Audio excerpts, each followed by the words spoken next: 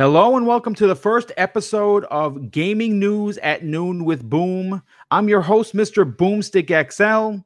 The new show is going to be a short one, but it's going to be extremely packed with information. Now, first and foremost, I want to apologize. I got an error on Google Hangouts, and apparently there was an issue with the sound. So the entire first 30-minute show is been deleted, and there was no sound. So I truly apologize for that. Um, I don't think I'm going to get anybody watching, and that's perfectly fine. This was a big boo-boo on my part. Usually when I have someone on the other side or a panel of people, they can inform me that there was an issue. Unfortunately, that wasn't the case today, but you know what? It's perfectly okay. This was something new I wanted to try. Like I said, if you are going to come back and view this, whether it be on the replay or you're going to come back live, I want to thank you for that. Something that seriously goes unmentioned by many of the YouTube creators is that we would not be anywhere if we didn't have fans like you. And I really wish I could take the time and shake everyone's hand that,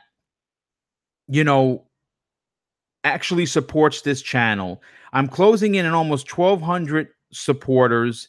And to be completely honest, when I started this adventure back in November of 2017, I was happy just to get one sub, let alone nearly 1,200. Now, this particular program is something that no one else is doing on YouTube. And I find that to be very cool because I'm the first one to try to attempt it. No one is doing a news program that's kind of bite-sized like this. It is the summertime, so the 10 stories that I have for you, though are important, may not be the biggest breaking news, but every one of them has a good amount of information that you may not know. So first and foremost, thank you for coming back. I don't understand how Google Hangouts continues to make errors like this, but I really apologize for that mistake. But you know what? Let's get into the show. At this year's E3, we were all treated to gameplay footage of Resident Evil 2. Now, to say that it looked awesome would be a complete understatement. And if you follow me on YouTube or on Twitter, you'll know that I am an absolute ginormous Resident Evil 2 freak. Well, the fine folks at Capcom tweeted something very cryptic, and this is what they had to say. It's Friday the 13th. We have our own relentless pursuer who just can't seem to die.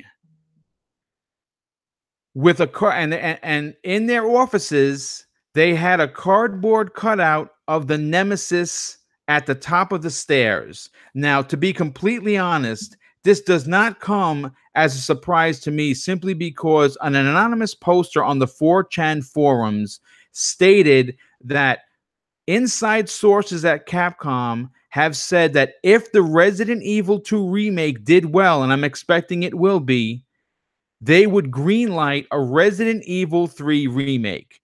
Now, this is the same anonymous poster that leaked all of the Resident Evil 2 info that came true. So, take it with a grain of salt. I think it's possible that we could get a Resident Evil 3 remake. So if you want that to happen and you're a big fan like me, when Resident 2 the remake comes out, go out there and buy it. Now, of course, during E3, we saw other great things. One of the games that really blew me away as a BioWare fan was, of course, Anthem. And even though that's great news at for the company, there's a little bit of sad news coming out recently. A 22-year veteran of the company, James Olin, who was responsible for the original Baldur's Gate 1 and 2, has decided to leave the company. And here's what he had to say in a tweet he posted. After 22 years, I have retired from BioWare. I have loved my time with Anthem, Star Wars, Dragon Age, and Dungeons and Dragons. But I need to take a break from the industry and work on something a little smaller and more personal. Now, of course, he's not the only developer at BioWare, but I'm sure that someone that was around for 22 years, he had some talent. So, of course, it's a sad day at BioWare, and we wish him lots of success in his new venture. Now, are you excited for Darksiders 3 as I am? Well, that's a question that most gamers will be asking themselves when that releases very soon. But that company, Gunfire Games, just released a gameplay trailer for their new title that's coming out in 2019 called Remnant from the Ashes, and it looks absolutely fantastic. I will have a link in the show notes below so you can watch the gameplay trailer for yourself. But man, just on the trailer, I'm sold. It's a third-person action-adventure game set in a post-apocalyptic world where you'll be using big guns and even bigger melee weapons to fight off monsters and other epic bosses. Sounds awesome. Sign me right up. On to the next story. It's a great time to be a Sony player, especially if you're a new Sony PlayStation 4 owner. Sony just launched its new PlayStation 4 Hits collection that includes some real heavy hitters for the low price of $20. Here's the complete list of the titles. Bloodborne, an automatic game of the year for $20. You can't beat it. Battlefield 4, Doom, Drive Club, stay away from that. Infamous Second Son, Killzone Shadowfall, you could probably pick it up for 10. The Last of Us Remastered, Little Big Planet 3, Metal Gear Solid 5, The Definitive Experience, Project Cars, Ratchet and Clank. I highly recommend you pick up that. It's Pixar-esque. Street Fighter 5, Uncharted 4, A Thief's End, an automatic buy if you don't already own it. Yakuza 0 and Yakuza Kiwami. Now, that's just the start of their PS4 Hits line. Listen, if you have a PlayStation 4 and you're one of these gamers that unfortunately can only buy 3 and 4, maybe 6 games a year because of, maybe that's all you like to play, or, not everyone can afford to buy games as much as some of the, content creators like me. Get on this deal. $20 for these games is incredible. There is one I forgot to mention that was in there. Infamous Second Son, another one. I highly recommend that title. It was absolutely fantastic. So now what we're going to do is we're going to move on to the next story. And you know what? It involves Sony, but not really. The very popular Yakuza series that, right as it stands right now, is a PlayStation 4 only game. Now, it is a unique title. It's certainly not for everyone, but if you're a fan of Shenmue that was on the Sega Dreamcast, then this game would definitely be for you. Well, I have some information if you're an Xbox owner looking to possibly play this on the platform very soon. One of the developers, Daisuke Sato, was interviewed, and this is what he had to say regarding not only the Nintendo platform, but the Xbox platform. To be realistic about what happened, Nintendo Wii U was a major failure. We are always on the lookout to support multi-platform as much as possible. We know that it brings additional audience to the game. On the other hand, as far as the Nintendo Switch is concerned, I'm convinced that this is not the ideal platform on which to develop a Yakuza game. Regarding the Xbox One, we can possibly consider it. knowing the Xbox One users may be more likely to be interested in a game like Yakuza, this could potentially be an option. Now, I'm going to be honest with you. I haven't bought it on the PlayStation 4 in a while. I think I have one title. I played it. It was okay, but I might consider picking it up for the Xbox because I do like achievements and I do like the Yakuza series, even though I haven't bought them all. Now, keeping with the Sony flavor, do you guys remember a little horror title called PT? Yeah, that title, the one that Konami was in the process of rebooting Silent Hill with Hideo Kojima, Guillermo del Toro, and the Walking Dead icon Norman Reedus. Well, it was being remade on the PC by a 17-year-old developer named Quimsar. And it is pretty amazing that a 17-year-old could have those developer skills at that age. Unfortunately, and not surprisingly, it has been shut down by Konami. But that's not the end of this tale. This kid was offered an internship at the company. And that's pretty damn cool considering Konami is known by the gaming populace as the resident scumbags of the gaming verse because of what happened publicly with Hideo Kojima. Let's hope that this kid could bring new and interesting games to the company in the future. But I have another question. Are they still making games? I'm not sure. Well, let's move on to the next story. Keeping with Sony, Days Gone has been delayed more times than I'd like to admit. In fact, it's one of my most anticipated Sony exclusives in 2029.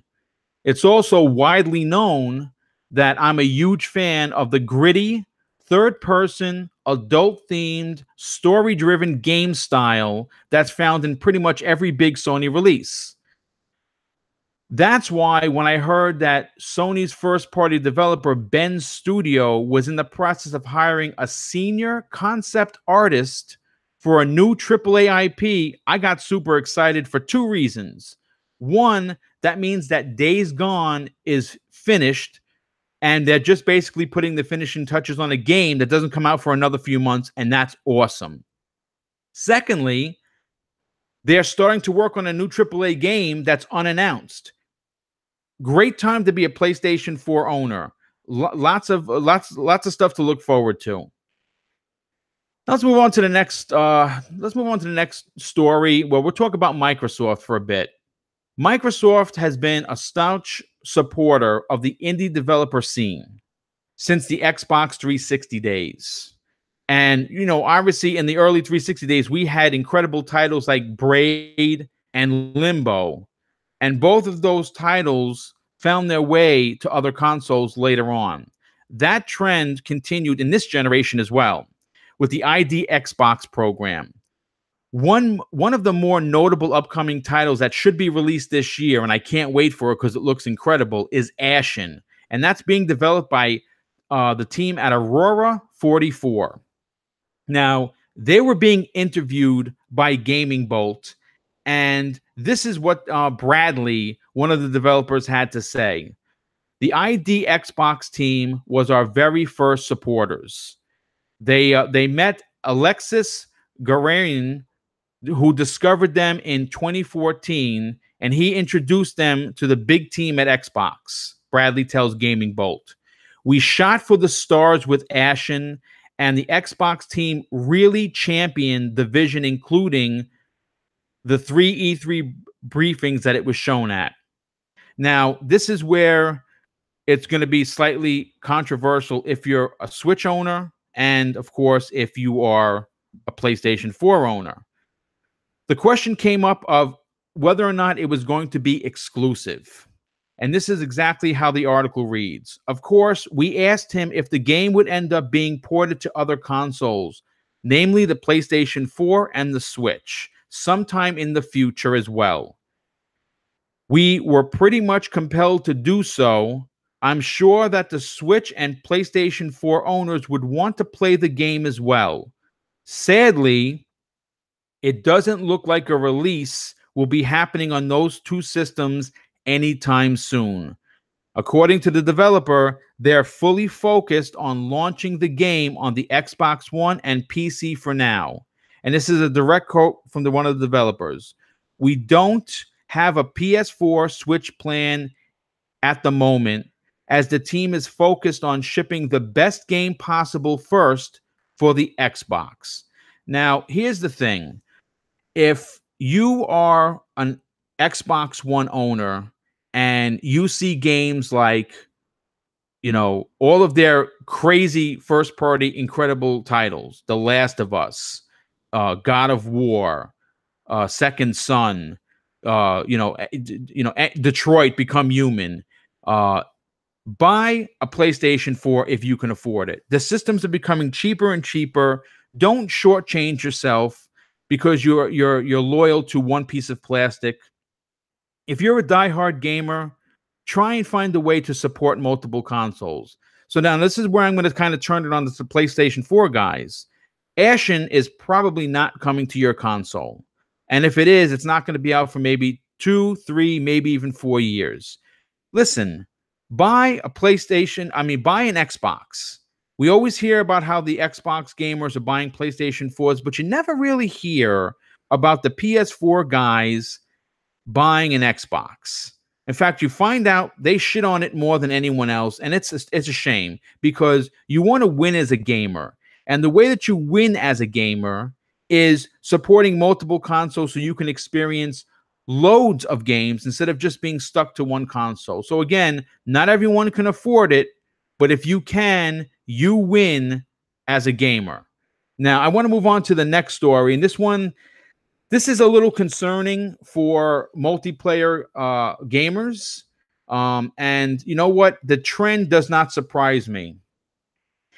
If you're a multiplayer gamer and you are frequently playing Ubisoft's Rainbow Six Siege, well, I got some really bad news for you.